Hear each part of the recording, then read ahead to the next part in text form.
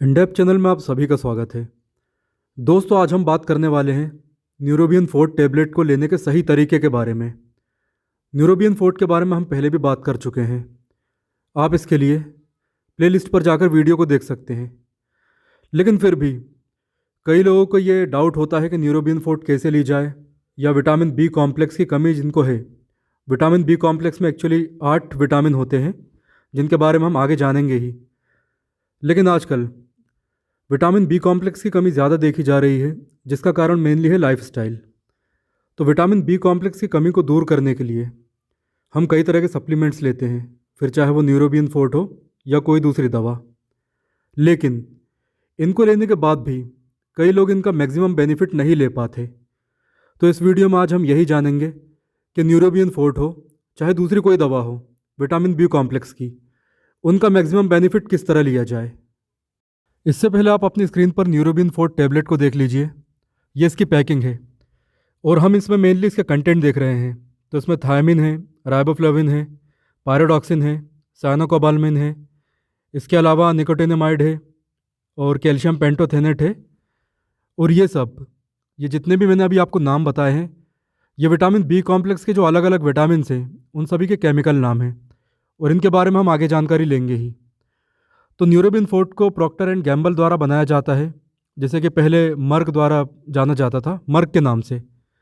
और इसकी जो प्राइस है वो आपको 35 रुपये में 30 टैबलेट आसानी से मिल जाएगी। तो चलिए अब जिन विटामिन के हमने नाम लिए हैं उनके बारे में थोड़ी डिटेल में जानकारी ले लेते हैं। विटामिन बी कॉम्प्लेक्स के बारे में आगे जानकारी लेने से पहले, या न्यूरोबियन फोर्ट के बारे में आगे जानकारी लेने से पहले, हम विटामिनों के प्रकार भी देख लेते हैं, ताकि आपको जो जानकारी इस वीडियो में दी जा रही है वो अच्छी तरह समझ में आए। तो देखिए, घुलनशीलता के आधार पर विटामिन 2 प्रकार के होते हैं। जल में घुलनशील विटामिन जैसे विटामिन बी और विटामिन सी, और वसा या कार्बनिक घोलकों में घुलनशील विटामिन जिनमें vitamin A, vitamin D, vitamin E और विटामिन के शामिल हैं। अब जल में घुलनशील विटामिन क्या होते हैं पहले हम ये देख लेते हैं। देखिए, विटामिन बी और विटामिन सी जल में घुलनशील होते हैं। शरीर में इनकी मात्रा संश्लेषित ना होने के कारण इनकी पूर्ति हमें भोजन द्वारा ही करनी पड़ती है। यानी कि ऐसा नहीं है कि ये विटामिन हमारे शरीर में ही बनते हैं। हमें इन विटामिनों को यानी विटामिन बी और सी को बाहर से लेना पड़ता है, मेनली भोजन द्वारा। और जल में घुलनशील होने के कारण ये आवश्यकता से अधिक शरीर में पहुँचते हैं। लेकिन इसके अलावा यानी कि शरीर में पहुँच तो गए, लेकिन क्योंकि ये जल में घुलनशील है इसलिए उतनी ही जल्दी और उतनी ही तेज़ी से हमारे शरीर से बाहर भी निकल जाते हैं। और यही कारण है कि विटामिन बी और सी हमारे शरीर में ज़्यादा देर तक टिकते नहीं हैं। इसके बाद है वसा या कार्बनिक घोलकों में घुलनशील विटामिन, या सरल शब्दों में कहा जाए तो ऐसे विटामिन जिनको लेने के बाद आपको दूध पीने की ज़रूरत पड़ सकती है। तो इस वर्ग के कुछ विटामिन शरीर में संश्लेषित हो जाते हैं, जैसे कि अगर आप धूप में बैठेंगे तो आपकी बॉडी में विटामिन डी बनने लगेगा। लेकिन यह मात्रा शरीर की आवश्यकता अनुसार पर्याप्त नहीं रहती, अतः भोजन के द्वारा भी इनकी पूर्ति करनी पड़ती है। ये विटामिन जल में घुलनशील नहीं होते, वसा में घुलनशील होते हैं, और शरीर में इनकी आवश्यकता से अधिक मात्रा संचित हो जाती है, तो इसके कारण हमें दुष्परिणाम भी भोगने पड़ते हैं। इसके बाद हम ये देख लेते हैं कि विटामिन बी की कमी से होने वाले लक्षण कौन कौन से होते हैं। तो देखिए, विटामिन बी की कमी होने के कारण व्यक्ति के हाथ और पैरों में झंझनाहट और जलन होना शुरू हो जाती है, जिसे कि न्यूरोपैथी कहा जाता है। फिर विटामिन बी की कमी होने से व्यक्ति की जीभ में सूजन आ जाती है। इसके अलावा विटामिन बी की कमी से व्यक्ति को कुछ भी याद रखने में परेशानी होती है, क्योंकि विटामिन बी कॉम्प्लेक्स जो है वो सीधे आपके ब्लड प्रोडक्शन से भी जुड़ा हुआ है। इसके अलावा विटामिन बी की कमी से व्यक्ति की त्वचा में पीलापन आने लगता है, खून की कमी हो जाती है, साथ ही उसे कमज़ोरी भी महसूस होने लगती है। और जब व्यक्ति की बॉडी में विटामिन बी की कमी हो जाती है तो उसे चलने में कठिनाई होती है, साथ ही उसे बहुत ज़्यादा थकान भी लगने लगती है, और डिप्रेशन जैसी समस्या से भी आदमी परेशान हो जाता है। और जिस व्यक्ति की बॉडी में विटामिन बी की बहुत ज़्यादा कमी हो जाती है, उस व्यक्ति की स्पाइनल कॉर्ड की नसें धीरे धीरे खत्म होने लगती हैं, और ऐसी अवस्था में व्यक्ति को पैरालिसिस भी हो सकता है। इसके बाद अभी थोड़ी देर पहले जो हमने न्यूरोबियन फोर्ट के कंटेंट देखे थे, यानी कि विटामिन बी कॉम्प्लेक्स के अलग अलग प्रकार, उनकी थोड़ी डिटेल में जानकारी ले लेते हैं। तो देखिए, विटामिन बी कॉम्प्लेक्स में निम्नलिखित 8 विटामिन बी होते हैं। पहला थायमिन या विटामिन बी 1, यह हृदय और मस्तिष्क जैसे विभिन्न अंगों के विकास और कार्यों में महत्वपूर्ण भूमिका निभाता है। दूसरा है राइबोफ्लेविन यानी विटामिन बी 2, यह हमारे शरीर को दवाओं और वसा को विघटित करने में सहायता करता है। तीसरा है नियासिन या विटामिन बी 3, यह स्वस्थ तंत्रिका तंत्र, पाचन और त्वचा की स्थिति के लिए जिम्मेदार है। डॉक्टर इसे सामान्य कोलेस्ट्रॉल लेवल को बनाए रखने के लिए रेकमेंड कर सकते हैं। यानी अगर किसी के शरीर में कोलेस्ट्रॉल की मात्रा बढ़ी हुई है, ब्लड कोलेस्ट्रॉल लेवल इंक्रीज है, तो डॉक्टर व्यक्ति को विटामिन बी कॉम्प्लेक्स, फिर चाहे वो न्यूरोबिन फोर्ट हो या विटामिन बी कॉम्प्लेक्स की कोई दूसरी दवा, वो दे सकते हैं। इसके बाद है पेंटोथेनिक एसिड यानी विटामिन बी 5, ये तंत्रिका तंत्र और मस्तिष्क की सुचारू कार्य प्रणाली के लिए महत्वपूर्ण होता है।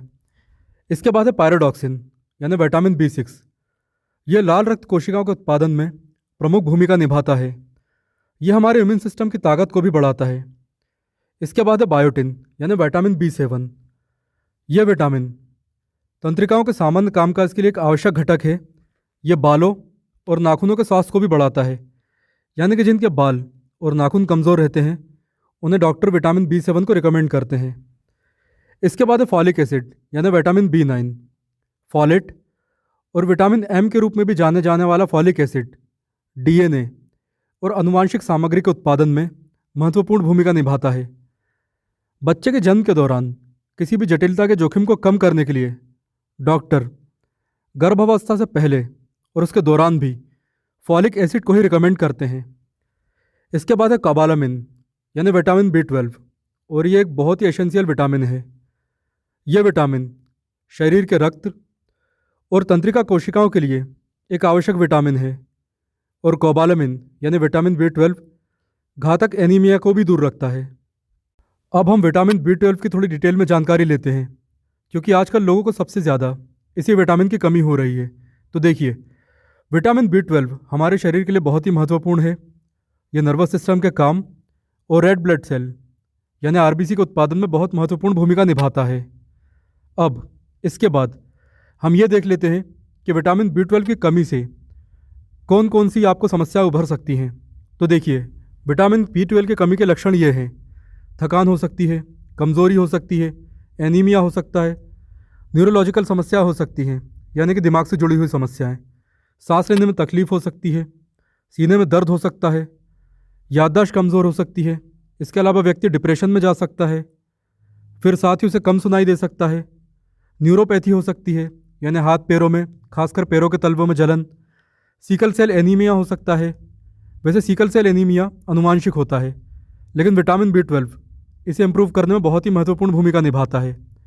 इसके अलावा इसकी कमी से बाल झड़ सकते हैं, ब्लड ठीक से प्रोड्यूस नहीं हो सकता यानी कि रक्त नहीं बनेगा, कमर में दर्द हो सकता है, मानसिक रोग, जैसा कि मैंने बताया, मानसिक रोग हो सकते हैं, या फिर आपको हृदय से जुड़े हुए या रक्त से जुड़े हुए दूसरे रोग भी हो सकते हैं।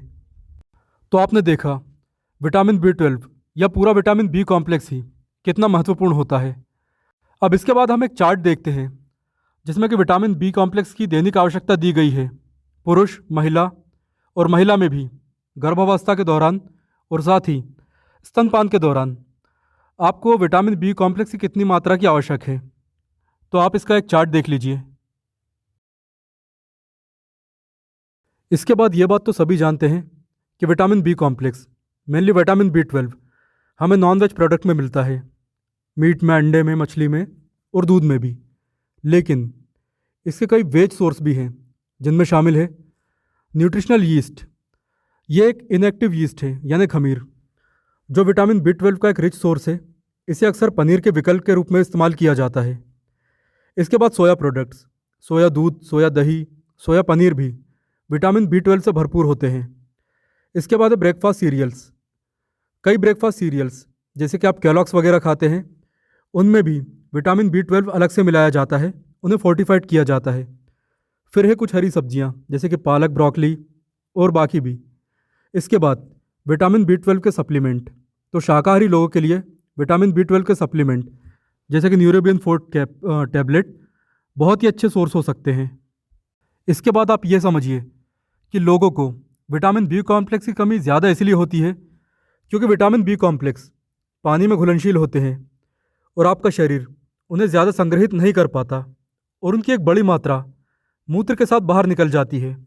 इसके परिणाम स्वरूप हो सकता है कि आपको अपने आहार में इनकी अधिक मात्रा ना मिले, यानी आप खाना तो अच्छा खा रहे हैं, भरपूर खा रहे हैं और विटामिन बी कॉम्प्लेक्स से भरपूर खा रहे हैं, लेकिन फिर भी क्योंकि विटामिन बी कॉम्प्लेक्स एक वाटर सॉल्युबल विटामिन है, तो ये आपके शरीर में से बाहर निकल जाएगा पानी के साथ। और हो सकता है कि फिर आपके ब्लड में या आपकी बॉडी में इसकी पर्याप्त मात्रा बची न रह जाए। इसीलिए यदि आप विटामिन बी का कोई सप्लीमेंट ले रहे हैं, जैसे कि न्यूरोबियन फूड, तो डॉक्टर ने आपको जितने भी समय और जितनी भी मात्रा में इस दवा को लेने के लिए बोला है, उसी मात्रा में लें। एक भी डोज स्किप ना करें। अब वीडियो के अंत में हम न्यूरोबियन फोर्ट टैबलेट को लेने का सबसे अच्छा तरीका जान लेते हैं, ताकि आप लोग इसका अधिकतम लाभ ले सकें। तो देखिए, इसका अधिकतम लाभ लेने के लिए आप इसे खाली पेट केवल 1 गिलास पानी के साथ लें और इसके बाद आधे घंटे तक या 1 घंटे तक कुछ भी ना खाएं, और तभी आपको इसका मैक्सिमम बेनिफिट मिलेगा। और क्योंकि ये कोई ऐसी दवा तो है नहीं कि आपको कोई कमी लगी या कमज़ोरी आई और आपने मेडिकल स्टोर पर जाकर सीधे न्यूरोबियन फोर्ट को मांग लिया। ये दवा आपको डॉक्टर के परामर्श या रिकमेंडेशन पर ही मिलती है, इसलिए इसकी सही डोज रोग की स्थिति के अनुसार आपका डॉक्टर ही निर्धारित करता है। इसी के साथ इस वीडियो को समाप्त करते हैं और आशा करते हैं कि विटामिन बी कॉम्प्लेक्स टैबलेट के यूजेस आपको अच्छे से समझ में आए हैं। यदि इससे संबंधित आपका कोई अन्य सवाल है तो कमेंट सेक्शन में पूछ सकते हैं और जल्द से जल्द आपके सवाल का जवाब देने का प्रयास किया जाएगा। और यदि आपको दी गई जानकारी पसंद आई है तो इसे आप अपने दोस्तों या दूसरे जानने वालों के साथ ही शेयर भी करें, ताकि उनको भी इसका लाभ मिल सके। और धन्यवाद।